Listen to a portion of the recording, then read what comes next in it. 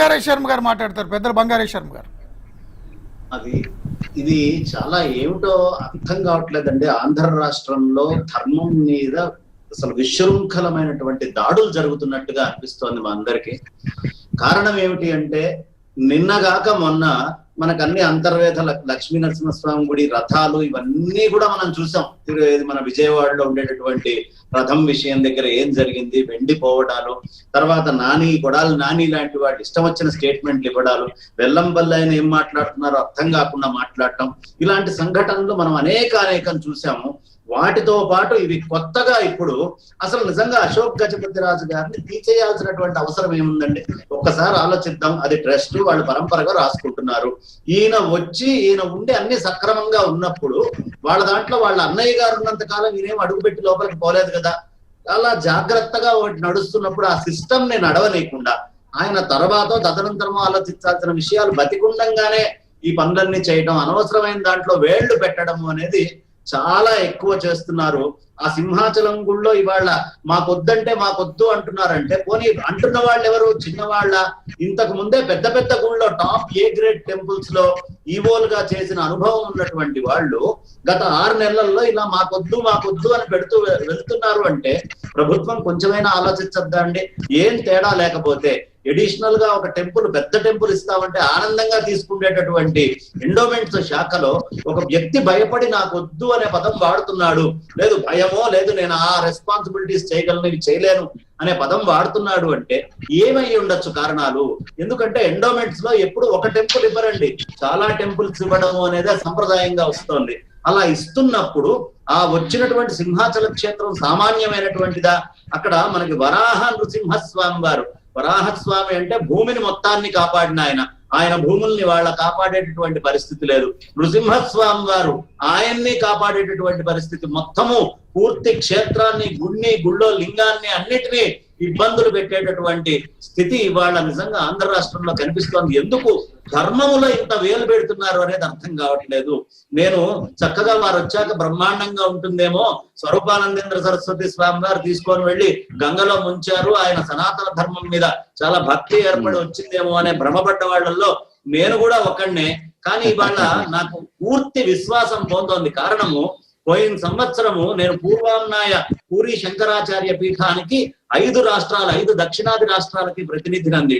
ఒక ఉత్తరం రాశాం మేము, ఇలా స్వామివారు వచ్చారు, మాకు తిరుమలలో దర్శనం కావాలండి అని చెప్పి మేము ఉత్తరం రాస్తే ఆ ఫ్యాక్సులు వెళ్ళి, ఉత్తరాలు వెళ్ళి, మేము వెళ్ళి కలిసిన తర్వాత అనేకమైన ఫోన్లు చేయించుకుంటే మాకు ఆర్డర్ రేపు దర్శనం అంటే ఇవాళ దొరికింది మాకు ఆర్డర్.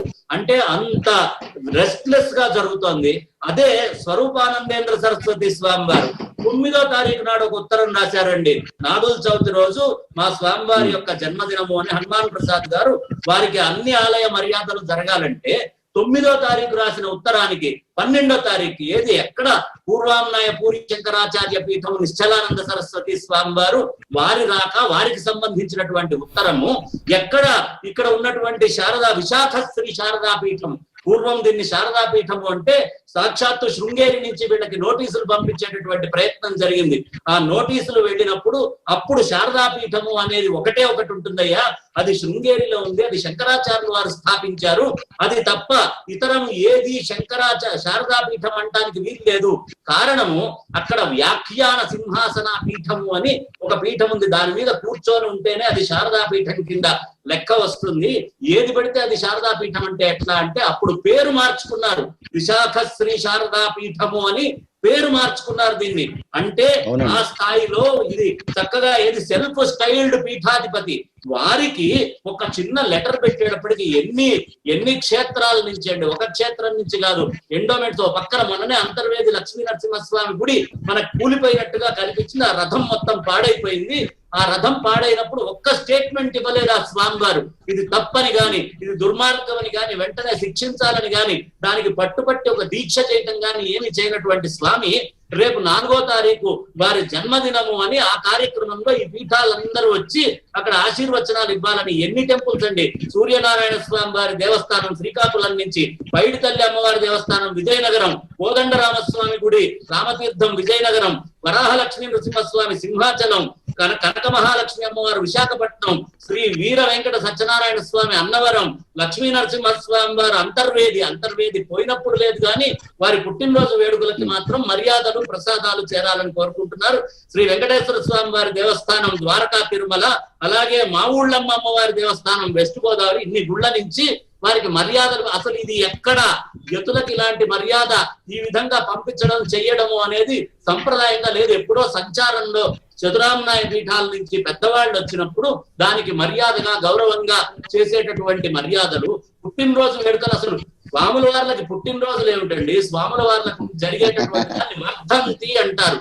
వర్ధంతి అంటే వాళ్ళు సన్యాసం తీసుకున్న రోజే ఈ శరీరాన్ని వదిలిపెట్టి, శరీరాన్ని మీద అభిమానాన్ని వదిలిపెట్టి, వాళ్ళు ఈ దేహాన్ని మొత్తాన్ని త్యాగం చేసి దేహభ్రాంతిని వదిలిపెట్టి పరమాత్మలో ఐక్యమై ఉన్నాము అని పరమనిష్టాగరిష్ఠులై బ్రహ్మైక్యం చెందినటువంటి స్థితిలో ఉండేటటువంటి వాళ్ళకి పుట్టినరోజు జరగదశలు మహోత్సవం అనేది వర్ధంతి అని చేస్తారు. అక్కడ వాళ్ళు పెట్టినటువంటి లెటరు అట్లానే ఉంది విశాఖ పీఠం నుంచి, మా జన్మదిన వేడుకలకు సంబంధించి చెయ్యండి అని. జన్మదినము అనే పదం వాడకూడదు, యతులకి ఎట్టి పరిస్థితుల్లో తీసుకో. ఆ లెటరు తప్పే, అక్కడ పాండిత్యం లేదు. ఇచ్చినటువంటి ఎండోమెంట్ ఆర్డర్స్, అసలు ఏం జరుగుతోంది ఆంధ్ర రాష్ట్రంలో? పీఠము అంటే మొత్తం ఇన్ని గుళ్ళు నాశనమై ఒక్క పీఠం అని సెల్ఫ్ డిక్లేర్డ్ పీఠానికి మీరు తీసుకొని వెళ్ళి మర్యాదలన్నీ చేసేస్తే మొత్తం పూర్తయిపోయినట్టేనా? ఏం చేస్తున్నారు? ఏదో మర్యాదలు చేసి వాళ్ళని బుజ్జగిస్తున్నాం అనుకుంటున్నారేమో. ప్రజలు మాత్రం చాలా నిశితంగా తీవ్రమైనటువంటి అసంతృప్తి అసహనంతో ఉన్నారు. మాలాంటి ధర్మాన్ని ఆశ్రయించినటువంటి వాళ్ళం, మేము పీఠాలకు సంబంధించినటువంటి వాళ్ళం, పీఠ మర్యాదలు అంటే ఏంటో మాకు తెలుసు. ఆ పీఠ మర్యాదలకి ఖచ్చితంగా ఇవాళ తెలుగు రాష్ట్రాల్లో లోటు జరుగుతోంది. ఏ పీఠం స్థాయి ఎంత, ఏ స్థాయికి దగ్గర పీఠానికి ఎలా గౌరవం ఇవ్వాలి అనే మర్యాద కూడా తెలియనటువంటి వాళ్ళు ఇవాళ ఎండోమెంట్స్ నుంచి తీసుకొని వెళ్ళి ఇష్టం వచ్చినట్టుగా చిలవలు పలవలుగా ఆర్డర్లు వేసి వాళ్ళు పైన ఉండేటటువంటి వాళ్ళ కాళ్ళు ఒత్తి వాళ్ళ సంతృప్తి కోసం జీవిస్తున్నారు తప్ప ధర్మం కోసం ఉండేటటువంటి వాళ్ళు ఒక్కళ్ళు కూడా కనిపించట్లేదు. నిర్ద్వంద్వంగా నిస్సంకోచంగా ఇప్పుడు జరిగేటటువంటి కార్యక్రమాలన్నిటినీ మేము ఖండిస్తూ ఉన్నాం.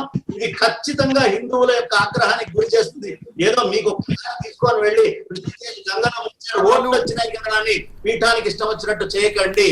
ఏ ధర్మమైన పీఠమో ఏ పీఠానికి ఎంత చెయ్యాలో అది తెలుసుకొని ప్రవర్తించడం అనేది ఎండోమెంట్స్ బాధ్యత.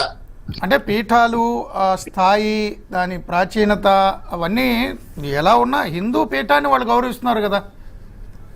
హిందూ పీఠము అనేది చెయ్యాలండి. ఇప్పుడు నేనేం చెప్పినా పూర్వామ్నాయ పూరి శంకరాచార్య పీఠం వస్తే పూరి శంకరాచార్య పీఠం చరిత్ర ఏంటంటే ఎప్పటిదండి? ఆది శంకరాచార్యులు వారు తపస్సు చేసినప్పుడు పీఠానికి మీరు ఇచ్చేటటువంటి ఆ లెటర్ కి ఇచ్చే వాల్యూ ఏంటి?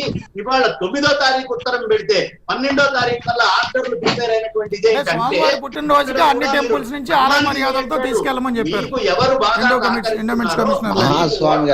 సహకరిస్తారేమో అని వాళ్ళకి చేస్తున్నారు కానీ ధర్మాన్ని ఆలోచించలేదు.